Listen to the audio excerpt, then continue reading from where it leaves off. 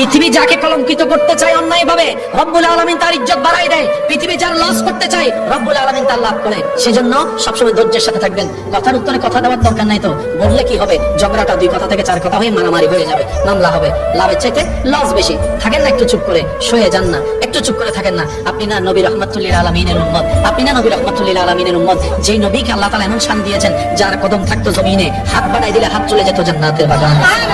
যেই নবীর দরবারে খাদেম বানিয়ে দিয়েছেন জিবরাইলের মতো ফেরেশতাকে, সেই নবী যখন তায়েবে গিয়েছেন, আঘাতের শিকার হয়েছেন, শরীর ব্যথা হয়েছে, তখন জিবরাইল এসে বলে, ইয়া রাসূলুল্লাহ, আল্লাহ পাঠিয়েছেন, আপনি হুকুম দিলেই সব তছনছ করে দিব। নবী বলে যে না, তারা তো অবুঝ, তারা তো বুঝে না, আমাকে চিনে না, আমি বদদুয়া দিতে আসি নাই, আমি তো নবী রাহমাতুল লিল আলামিন হয়ে এসেছি, রহমত দিতে এসেছি আল্লাহর পক্ষ থেকে। আল্লাহ বদদুয়া করার জায়গায় দোয়া করলেন, আল্লাহ ওনাদেরকে তুমি হেদায়েত দাও, ওনাদেরকে তুমি হেদায়েত দাও। যে মক্কায় নবীকে 1 সেকেন্ডের জন্য নিঃশ্বাস নিতে দেয় নাই ভালো করে, সেই নবী যখন মক্কা বিজয় করে কাবার সেহেনে আসলেন, কাবার সেহেনে দাঁড়ায় বলে, যারা আমাকে গালি দিয়েছো কোথায় তোমরা, যারা আমার রাস্তা বন্ধ করেছো কোথায় তোমরা, যারা আমার খাবার বন্ধ করেছো কোথায় তোমরা, যারা আমার সাথীদেরকে কষ্ট দিয়েছো, অপমান করেছো